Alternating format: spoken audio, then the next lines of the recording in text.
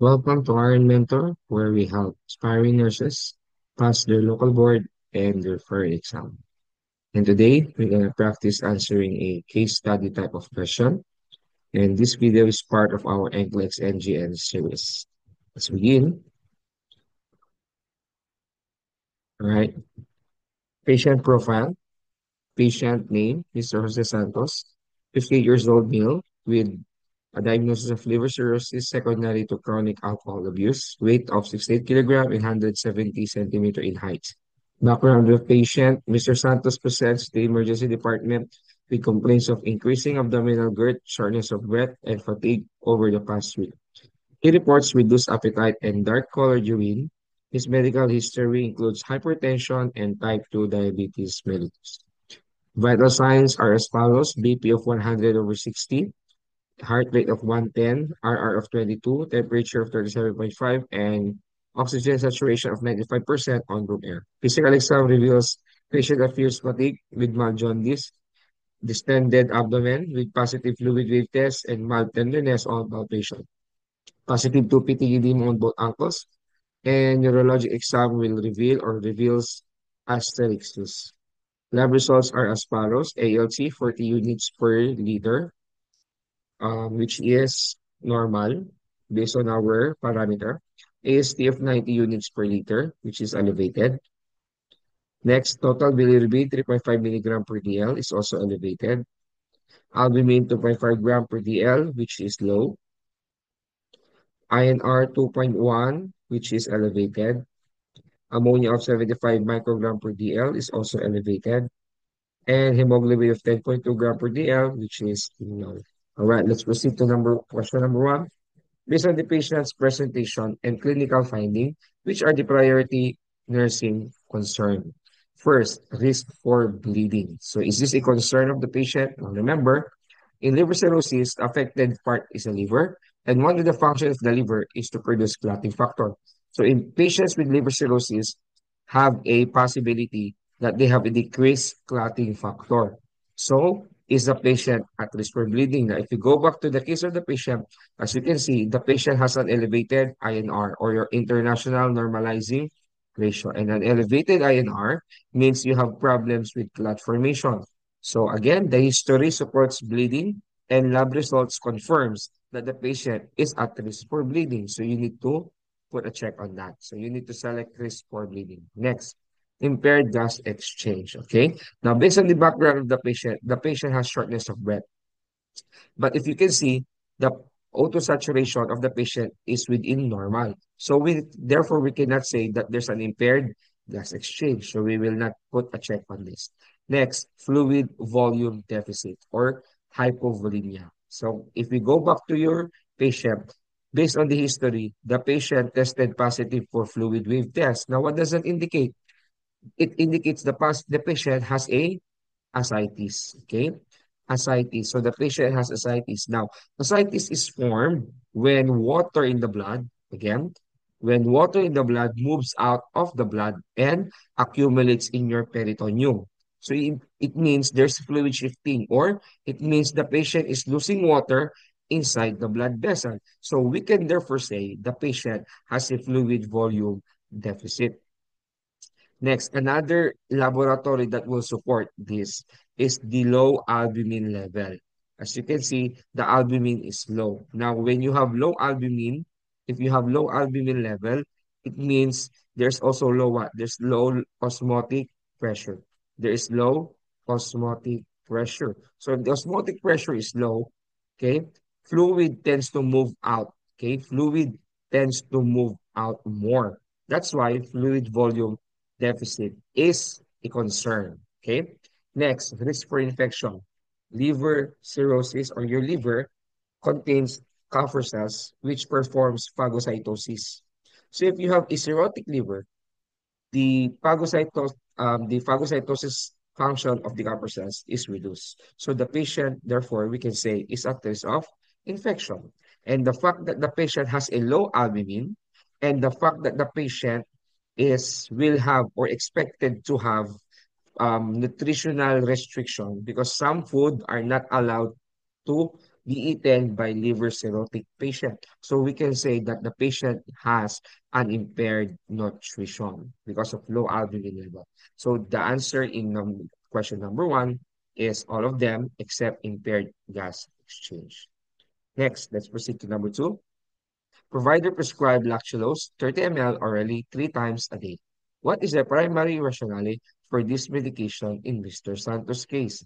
A. Delay progress of cirrhosis. B. Reduce serum ammonia. C. Promote excretion of excess bilirubin.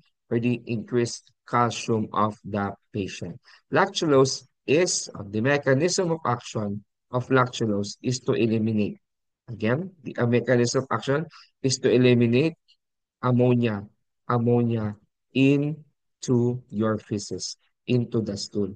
Okay, the mechanism of action of lactulose is to eliminate ammonia into your stool. So the patient or the answer here is Boston because in liver cirrhosis, okay, when you eat protein, okay, this is what is normal. When you eat protein, protein is digested and converted into ammonia. Okay, and ammonia, remember, is toxic to the body. Ammonia is toxic. Therefore, it needs to be converted by the liver to become blood urea nitrogen. Now, in this case, the patient has a cirrhotic liver. So nothing is what? Nothing is converting the ammonia into BUN. So what's going to happen? Ammonia will accumulate in the body. And like I said, it's toxic. It damages your brain. That's why your attending physician will prescribe you lactulose to reduce or to eliminate ammonia into your stool. So the answer here is letter B. Next.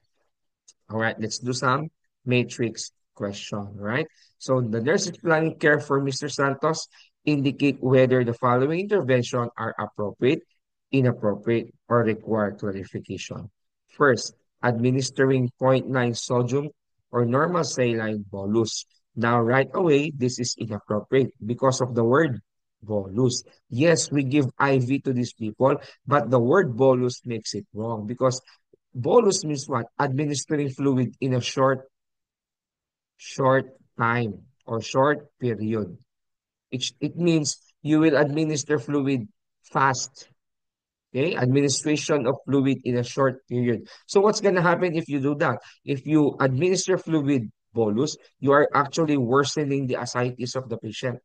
You are worsening the fluid shifting from inside the blood vessel into the peritoneum. So that is inappropriate. Next, elevate the head of bed. This is actually appropriate because the patient is complaining of shortness of breath. Now, the shortness of breath, we can correlate this to the presence of the ascites because if you have accumulation in the peritoneum, it prevents full lung expansion.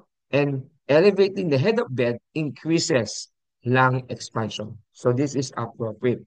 Next, monitor neurologic status. This is also appropriate because in liver cirrhosis, like I said, your ammonia accumulates and it can damage the brain, leading to neurologic manifestation. That's why the patient tested positive for asterixis.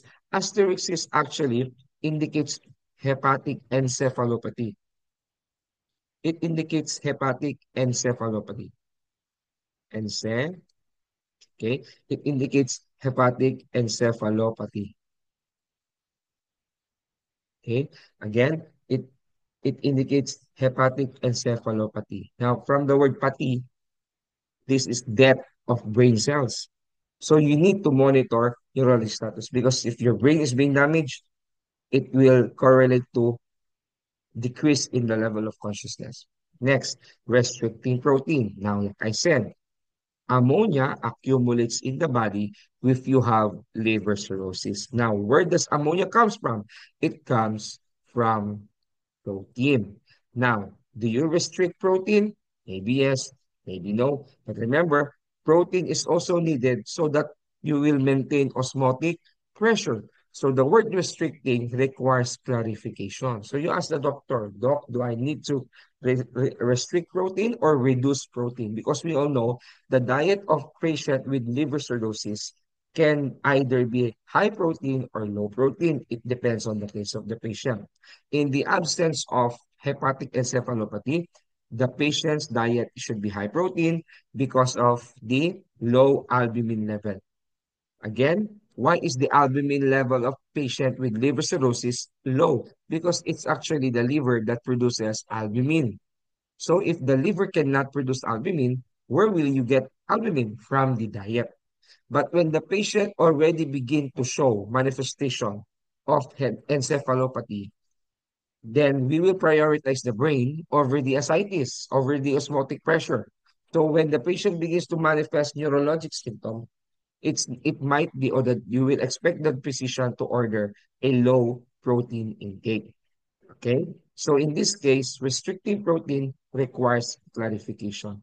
Next, and since the patient is already manifesting a neurologic symptom, therefore there's now an issue of safety. So it's appropriate for the nurse to provide fall precaution because again, the patient is now manifesting neurologic manifestation.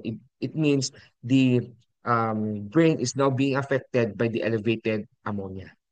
So the answer here in your question number three, appropriate, inappropriate, and requires clarification is this. Okay, next, number four. Highlight critical laboratory value that require immediate intervention. So I need you to focus on that immediate intervention. ALT of 40, this is normal, so it does not require immediate intervention. AST of 90 units per liter, that is elevated according to our laboratory value reference. But this is actually expected to happen in a patient who has what? Liver cirrhosis or any type of liver damage. It's expected to have an elevated liver enzyme. So again, you will not highlight this laboratory value. All right, next. How about total bilirubin? Now, the bilirubin of the patient is low, okay? So, I'm sorry, it's high. It means the liver can no longer convert your bilirubin. Therefore, it's an indication of a developing complication. So therefore, this will require immediate intervention because this will lead to jaundice. Accumulation of bilirubin can lead to jaundice. Next, look at the albumin. It's low. Again, why is it low? It's the liver that produces albumin. So if you have a low albumin, you have a low osmotic pressure, which tends to shift fluid from inside the blood vessel going out. So there's a fluid shifting that is happening here. The patient is at risk of fluid volume deficit. So you need to highlight albumin. Next, look at the INR. It's elevated. And like I said, if an INR is elevated, indicates bleeding or the patient is at risk of bleeding or the patient has problem with clot formation. So you also need to highlight this one because it requires immediate intervention. And last, ammonia. Again, it also requires immediate intervention because an elevated ammonia indicates or will indicate that the brain can be damaged at any point in time. So you will need to highlight this for laboratory value. And last, number five, what discharge instruction should the nurse include for Mr. Santos? A, or first, yes, avoid alcohol consumption. Yes, because like I said, the cirrhosis was due to alcohol use. So the patient needs to stop taking alcohol to prevent the worsening of the case or the patient's condition. Next, monitor weight daily and report a gain of more than 2 pounds in 24 hours. This is also part of your discharge because weight gain indicates worsening ascites or worsening fluid shifting. Okay? So you will need to include this in the discharge instruction to the patient. Next, take lactulose only when ammonia exceeds 70. This is wrong. You will need to take lactulose at regular time or regular interval, regardless of your ammonia level, because this will control or make sure that the ammonia will be within normal, because an elevated ammonia can damage the brain. Next, maintain a high protein diet. Wrong. Again, like I said, if the patient is manifesting neurologic symptom, it indicates developing encephalopathy. So you need now to prioritize the brain. Therefore, you need to what? Decrease your protein intake. And last but not least, avoid over-the-counter medication containing acetaminophen is part of your discharge instruction because paracetamols and acetaminophen are hepatotoxic. So they can actually damage your liver. So you need to ask for consultation or consult your physician before taking this medication. So this is your practice for your case study. And if you want more of this, please subscribe to our YouTube channel and please like and follow our Facebook page. Again, this is RN Mentor, and I hope we were able to increase your knowledge and help you prepare better in your future nursing exam. All right. Ciao.